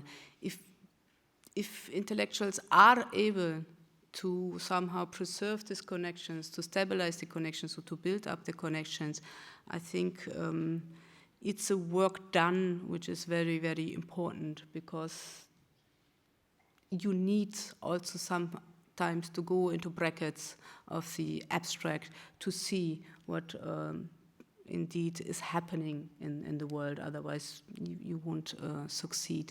I have always this nice paraphrase of Marx where he apologized to the workers, and he tries to explain them what the Kapital actually, das Kapital indeed is. And he says that, see, the thing is, you don't need to go to university to understand that the world you live in is an unjust world. It's not a world of justice. But if you want to transform the world, if you really want to turn the world around, then you have to understand how the world goes. And to understand that, you need something which is kind of an abstract thinking. And he apologizes that you have to go up the mountains to be able to transform the world. So to understand injustice, or that it is injustice, that everybody can do. And there is also a lot of knowledge floating there. And I think very often the work of the intellectual, as far as I see it, is also to weave the different ideas and knowledges together, but also, and this is something that is very, very often forgotten, to transmit it also to, and I dare to use the word the masses, back to the masses, which I think it's a misused term, but I think it's very important that when you are in the intellectual realm, you are part of an elite. And there are also masses outside. And are we able to translate what we are doing? You know, and I think it's still an important doing. Are we able to really transmit that and give it back also to the masses, so that they are able to understand their world even a bit better, and not only to say it's unjust, because that anyway they know. I will also, we are also in a context of incredible anti-intellectualism. A lot of the right-wing policy are absolutely against intellectual, and dividing like the true, real people, authentic voice of the people versus the elite. So there is something also around the question of intellectual that I would like, like that, this incredible anti-intellectualism, which is really very strong. So within that also, this question has to be, has to take this into account. Okay. The second thing I will say, intellectual, there is also the incredible, the fact that intellectual will be about talking, and not about making, as is, if you make, you're not doing an intellectual work. So I will also defend manual work again, as an intellectual work. I'm thinking of Matthew Crawford, what he say that, repairing something, you have to think, you have all these pieces in front of you. It's not, you have, so the thinking process. And anyway, if you sew, you know that you have to think the different pieces, how you're going to get together. So this connection also for me is very important. I remember, trying to learn to weave, and with a woman who was a master weaver. I did not try, but I was bringing some student to a village, and someone, one of the women told me if I wanted to learn, and I was trying, I was trying to do that, and everything was, I was constantly, breaking the thread. So I became very annoyed, of course, and I decided, oh no, I don't need to learn. I don't need to learn that. So, and I went pouting in a corner, And after a while, I said to myself, this is incredible, Françoise, you're not like 6-year-old, right? Try, go back and, try to learn. So it's like, because it was like, oh no, I don't need to learn to weave, these are for the student. Because in fact, I was humiliated by the fact that he didn't get it, And that was, did not get the manual saying that, in fact, I did not get it. And so I came back and I tried, so the woman was very happy. We did not talk to each other, so it was also that I have to look how she was doing, because she could not explain, and this has not to be explained, So, and it was when I suspended a certain mental process of, I was trying to calculate, now she's doing that, now she's doing that, that I was constantly, that I tried to understand the finger as a dance, and trying to understand how she was dancing her finger, and that perhaps if I could just, close even my eyes and trying to do that, I succeeded. Okay, I did not go until, but this was for me how also the process of thinking is not always of school, what we learn at school. That for me is very important. I think also intellectual, what Marina said was very important, but also through our own process of decolonizing our mind, that is not for the other people, is also for us, and what does that mean, also. So if really the difference elite, but also the kind of, decolonization, also that nonetheless we go to institutions that, we work in institutions that are model on the West and that are protected and so on and so forth. But also, as you were saying, that we should not also idolize the manual work or the subaltern. Anyone who has been into activism work knows that they don't also listen to each other necessarily, that, and that you need also, for instance, what I saw with the woman at the railway station, that you have to go out also of yourself as my experience, what I experience, my feeling, and that to understand that you're part of something greater than you. And for me, that's the intellectual movement. So of course, we are part of the problem also. I don't know, but a lot of, yes, some of us are very much a part of the problem. But it's for me. This kind of process we have to go through. It's a constant struggle against also ourselves. It's not. It's also to understand. What we talk about, fear, or story that what you were telling, the different story that the people in Uganda. What kind of story do we also tell ourselves to make sense of our own position, right? But we know how to use that, so we can also question ourselves sometimes. So the way in which we tell our own story and how we use them. So it's a constant process of questioning and so on, and also it has to be collective. It really has to be collective. Only collective thinking will save us from some form of narcissism, you know, self-things, and an incredible idea of our importance. Thank you, thank you.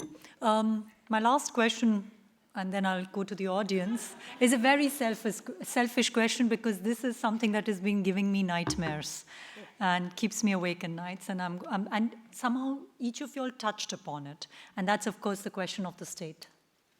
What do we do with the damn state? Rahul, you mentioned the legal process of criminalization, decriminalization, recriminalization in the Ugandan Indian context. Maria, you talked about revolution, and you can't think about revolution without thinking also about the state, whether you want the state to disappear like the anarchists want, or you want to deconstruct the administrative state as Steve Bannon wants to do it, or you want to create another kind of state that addresses the needs of its most vulnerable citizens. Françoise, you gave the example of Algeria, of India, and of course France, what's happening in France right now. Could you tell us a little bit about what your understanding is of what kind of a relationship or non-relation should we have to the state? And of course, it also connects to desire. Our desire for the state to disappear, or our desire to claim the state so that it can represent our interests, and our in a collective sense, not mine, but our interests.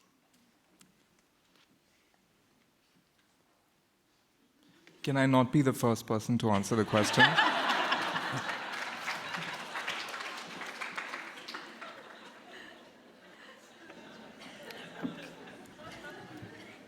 You may.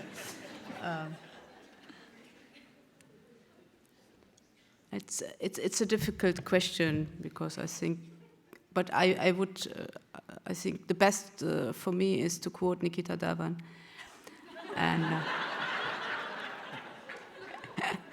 and to say that it is always a problem to be state-phobic. You know?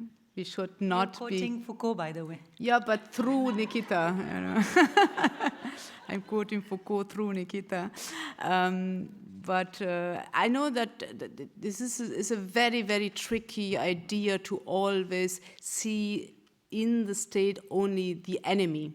And I would absolutely agree there with you that it is a very problematic point to just focus only on the state as an enemy, because we all know that the state is also a facilitator for all of us sitting here, and for a lot of other peoples also. But the state, of course, has also the monopoly of violence. It is also grim, and it is also very often the one who structures injustice. So I think that we have to confront the state. In that way, I think the idea of Paris is a very strong one, to stand up and to say the truth also against the state power at times, but not lose sight that very often we of course also need the state, especially when we talk about justice and resources and all. So, and this is something that, for example, for a lot of people, it was also for example, Antonio Gramsci and a lot of other people, was a problem is if we have a revolution, and even you can see that a revolution is an anarchist practice, and then there is no state afterwards. But this is a problem, because very often after the revolution we had totalitarian states also, and the same goes for a lot of decolonial states, which are now also very totalitarian. So the thing is that if you think about a revolution which thinks the relation between states and the citizens in another way, then it would be a revolution which I would think through. If you think a revolution just to tumble the state and then sit there and not to know what to do, I mean, this is we had in history too often, and I would say this is a very dangerous idea. So if you think that this state is your enemy, what state would be your friend?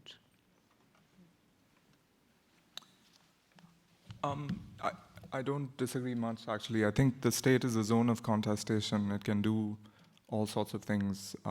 When I think about how the queer movements have worked with how they relate to the state, there is on the one hand a desire to get the state out of one's life insofar as possible, but also a desire to call on the state for protection, to deal with violence, to disperse welfare. I think that when we are thinking about blueprints for the state, if in fact such exercises are engaged in anymore, we have to think about what state we would want under the most pessimistic conditions imaginable. The reason I'm saying this is because it's been observed by lots of commentators that, just to give the most cited example, that Obama has strengthened an executive state that Trump has inherited. And this is the sort of example that plays on my mind when I think about how, when we conceptualize the kind of state we want, we have to draw up those plans on the assumption that the reins of power will be held by our enemies. It would be nice if that were not the case, but that's the eventuality that any constitutional framework has to grapple with and be prepared for. I also always seem to think about your previous question later. So just to come back to that, the role of the intellectual, I think of Edward Said's Representations of the Intellectual as one of the classic texts on this question.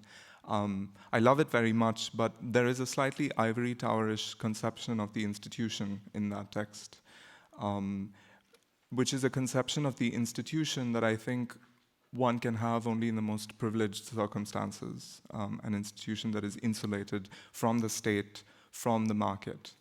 And I want to counterpose that with Sarah Ahmed's talk yesterday, which was about resigning from the institution as a battleground, the institution as something that we need to work on, sometimes something that we need to work outside of. And this also relates to the state question, because if I think about the situation in India at the moment, higher educational institutions are one of the most obvious terrains on which the state has launched its attack on its opponents. So the institution is a battleground with the state. So, sorry, I've kind of conflated your second and third questions, but...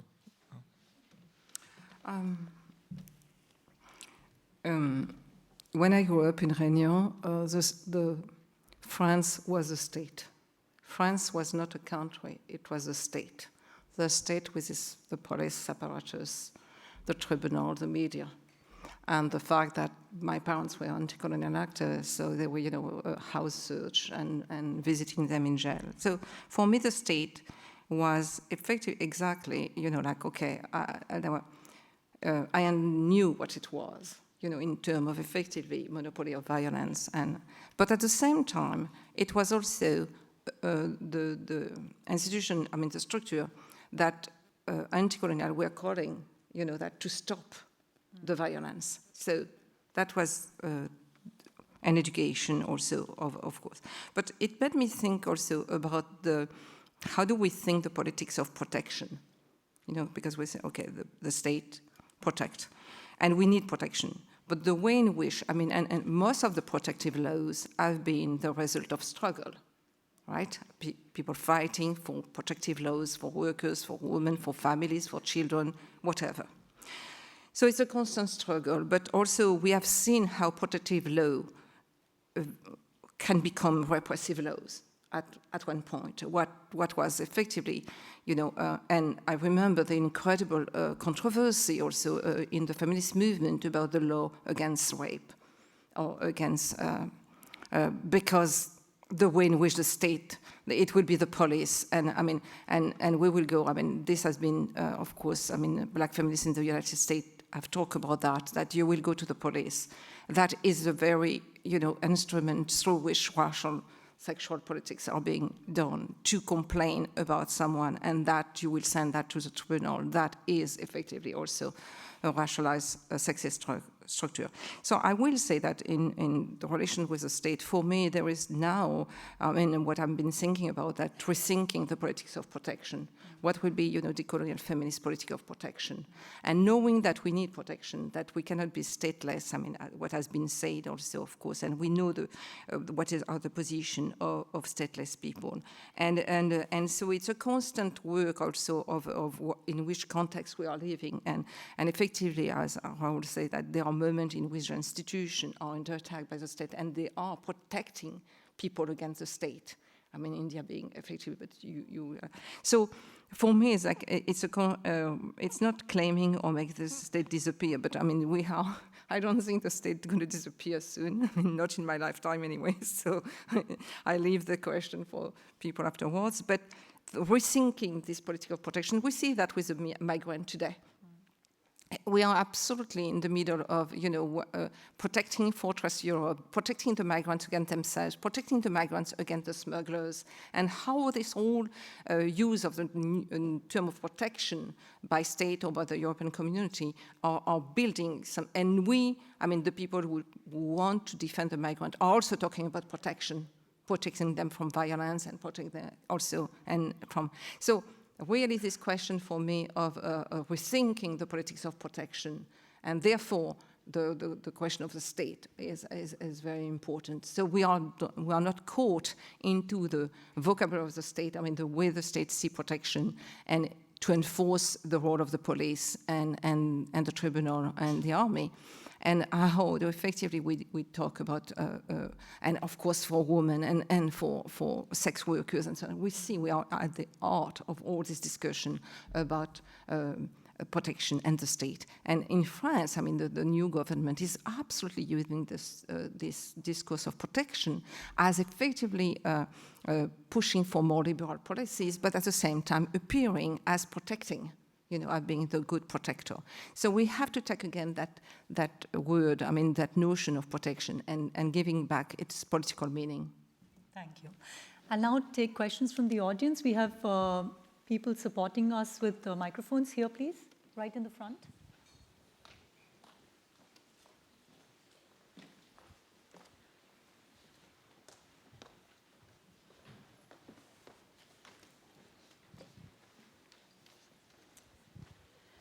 Thank you. My name is Nadia Ali, and I have a question comment to Françoise. Françoise, you told us that gender cannot be divorced from the Euro-American dominance, and that gender has totally contaminated discourses even in the global south. Now I'm thinking of the Iraqi, Egyptian, Turkish, Kurdish feminists that I know, who, if they would hear this, I wonder what they would think, because are we saying, are we not risking reproducing a very ethnocentric view of where gender comes from and what feminism means? And I have to say, I don't recognize the feminism that you seem to invoke when you say that feminism is, or the feminist option is not sufficient. When I think about my feminist friends in the Middle East, they're the ones who are actually, many of them, not all of them, are involved in the struggle for female migrant workers' rights. And they don't separate the struggle against gender-based violence and for gender-based justice.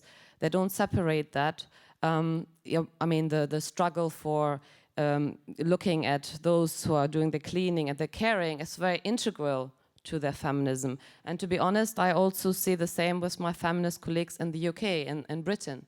So I'm wondering, what feminism are you talking about that you're critiquing? Of course, I'm aware of the governance feminism, that is sort of paying lip service.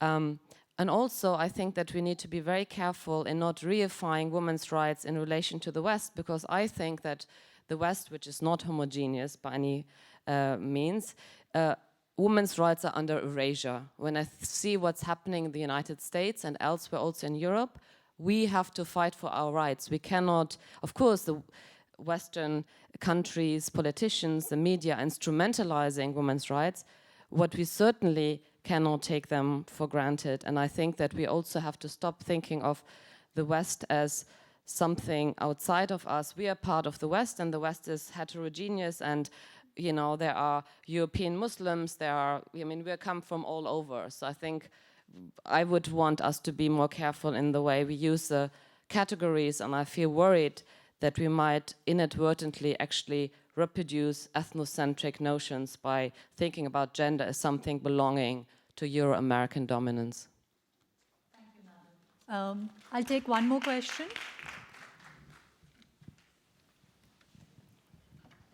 Just next to Madam.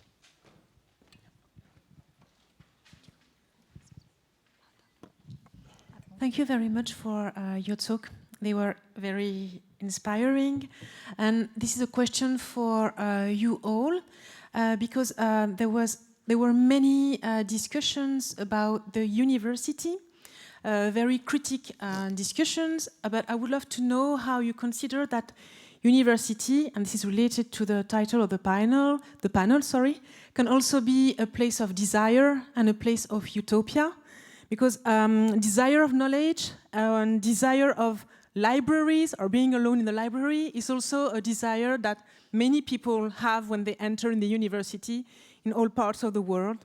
And in all parts of the world, in the global south, in the north, people are defending university. We are in Europe now. I've seen the struggles in France. I've seen the struggles that were very strong in the UK this year, for example. And so universities are diverse. Some are public, some are private.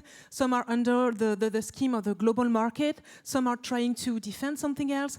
Even alternative universities against the universities of the global market are reclaiming the word university. So I would love to know what is the concept of university you are using, and how could we understand a kind of a university that could be also seen as a place of desire and of utopia. And my second question, which is very short, we talked a lot about the question of the institution. I don't think that you can think about a political struggle without thinking about what is an institution. So I would love to know if you have also a concept of institution, and if you agree with the fact, as would say Derrida, that institutions themselves are heterogeneous. Thank you. Thank you very much.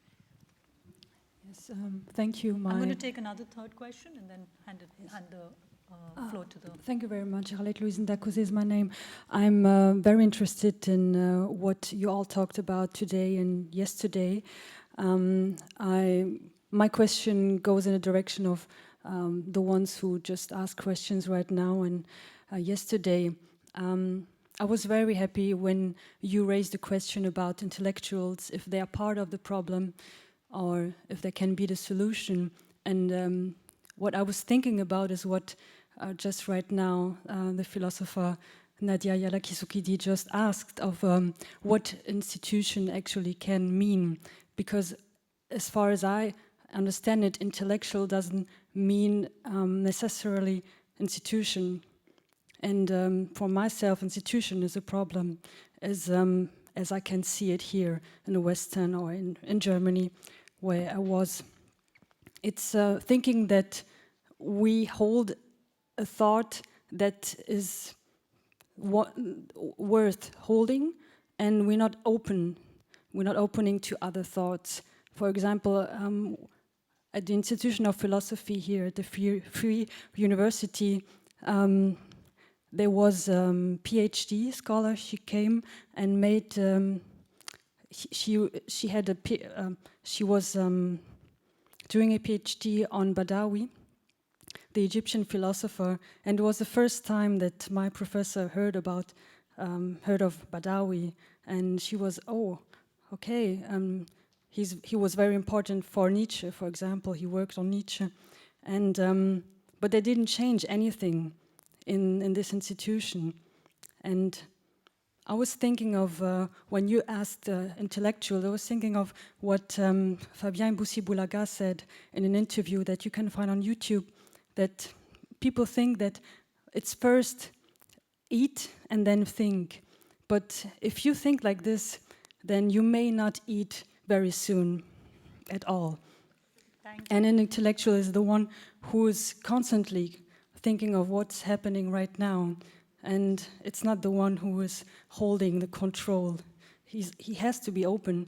And I wanted to ask you, the quotes I heard are so much the ones who are holding the control of this hegemony, the ones who think that they have the wisdom. Derrida, Foucault, all these people. I'm inspired by them, but still there are so many other people. For example, my niece, my sister, people, everyday people, they're inspiring. Why do we not quote them in these institutions? Thank you for your questions.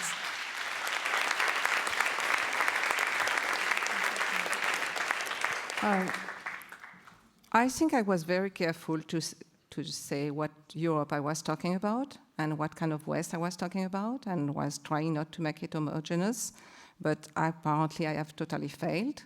I think I was very careful, very careful about what kind of feminism I was talking about, but apparently I have failed. Because effectively, there was no way I will, put every feminism. And I was defending what kind of feminism today will answer to an incredible assault by NGOs in the Global South. And I was quoting African feminists. I was not quoting any Western feminists. I was quoting African and Indian feminists or South American decolonial feminists who raised the question of the utility of the category of gender. The fact that women in the Global South are still using it in their declaration or in their struggle does not bother me. That's not my point. But I do think, nonetheless, that we have to think about it because I think it's a very limited category. It's a very limited category.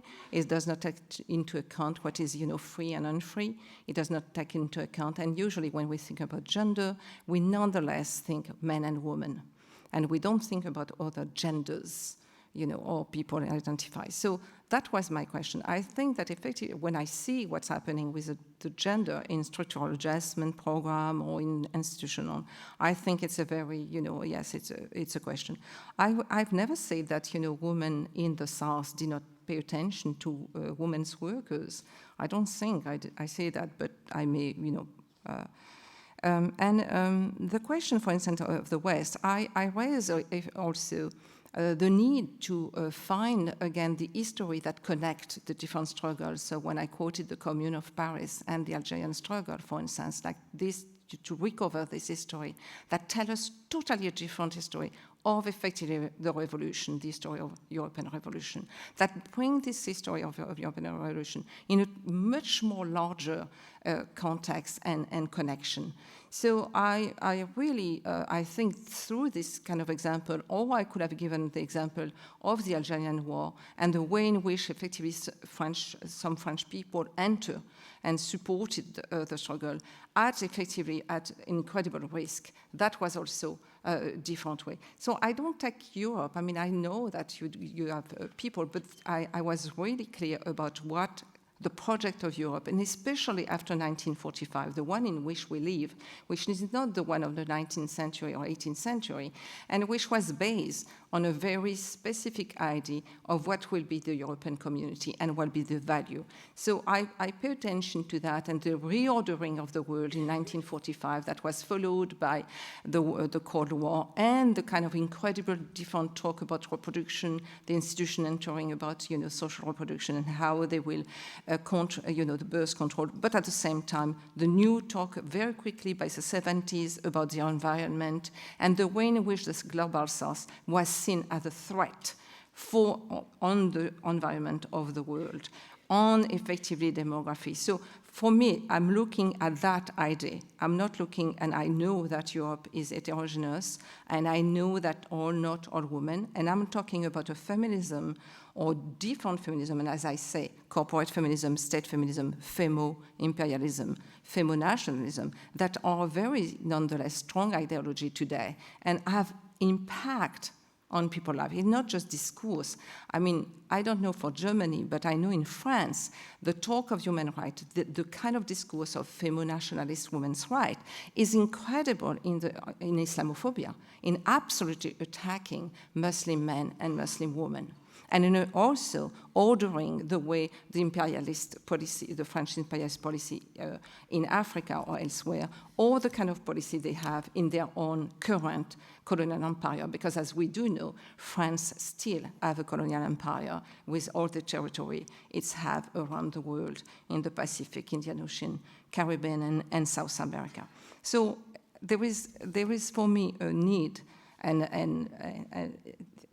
of effectively identifying, giving a name to the feminism that I'm fighting for. I cannot call it just feminism, because if some 15 years ago, a lot of people would not have called themselves feminists, far-right women can be feminists, or you can have the head of extreme-right party being a gay or lesbian woman or, feminist. So there is really, for me, there is something at stake today of identifying a feminism that will not be that one. In the United States, they call it abolition feminism. It cannot be used really so much in Europe because it does not, particularly in French, you will call that, it will be so connected with abolition of slavery that it will not work, But the need of talking about a feminism that is nourished by either, what Sarah was talking about yesterday, form of killjoy feminism, but also by all the struggle of women around the world and also in Italy and UK and France. But that says something about anti-racism, anti-capitalism, and anti-imperialism. This is what I was talking about. Thank you, Françoise. Rahul, Maria?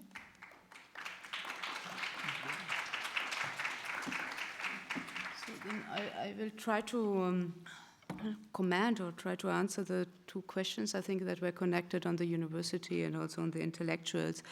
I think, let me start with a personal note. For me, to go to the university was something that I really desired. My mother was a cleaning woman. I come from a family of migrants here into Germany, and they didn't have any education. And what they desired was for me to get an education. So that became also a place of a desire for me. And like a lot of desires, you enter these places and you are more than disappointed. You are horrified that this is the desire that you had. But having said that, I know that to be able to get an education that my parents didn't have the possibility gave me a lot of other possibilities and interestingly pluralized my desires that my parents didn't have for their own life anymore. And I think that's very important to see the ambivalence. The university is a place of power and power games. There's a lot of destructiveness in this institution. But it's also an institution where very often resistance starts. We should not forget that a lot of resistance against dictatorships, not only in Europe, but around the world, started in the university because they give you the places where you can really think and rethink and discuss and debate. So it is a very powerful place, and it's very, very problematic, but it's also a place where we can think resistance. If we try to subvert the institution, if we not try to only make a career, but also to give other people the opportunity to open up the universities for other people to get an education. I'm very much for that. And then their voices will also count, but they also have to know all then that now are part of the canon. The canon has to be pluralized, heterogeneous, and it has to be open up for other people. And like my mother said, I make this joke always, and it's actually not even a joke. They give you money because you talk? Really? You give a talk and they give you money? It's for her totally not understandable. But I know that giving a talk is hard work. And getting to the point to be able to give a talk is hard work. And I desired this, and it was terrible, but I still desire my education.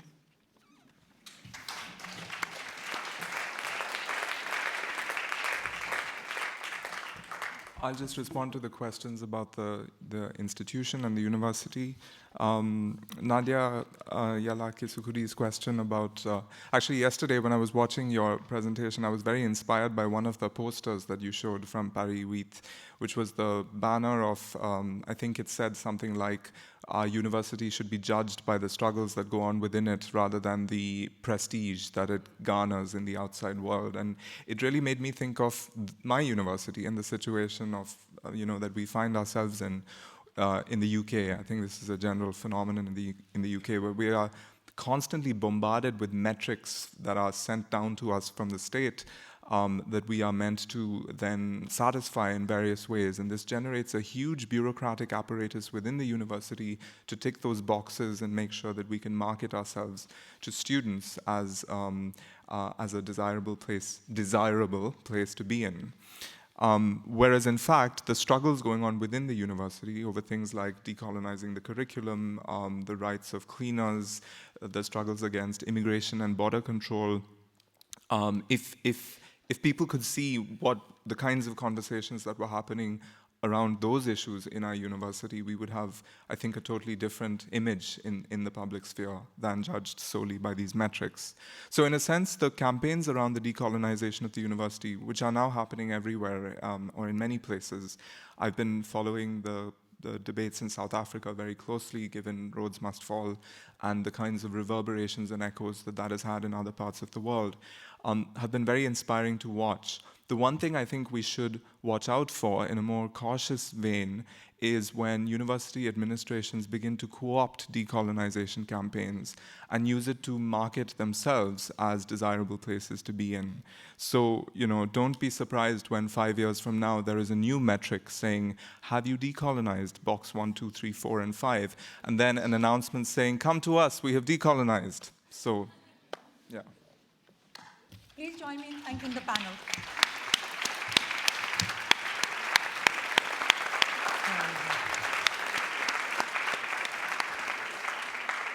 I have two quick organizational announcements. I request everybody to leave the room, and we will admit the audience again in 15-20 minutes. And secondly, an important announcement. For the last closing plenary, we have organized translation services. So those of you all who want translation from English into German, please, there are devices available outside. Please avail yourself of the devices.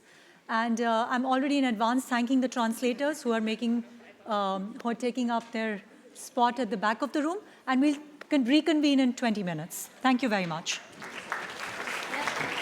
First of all,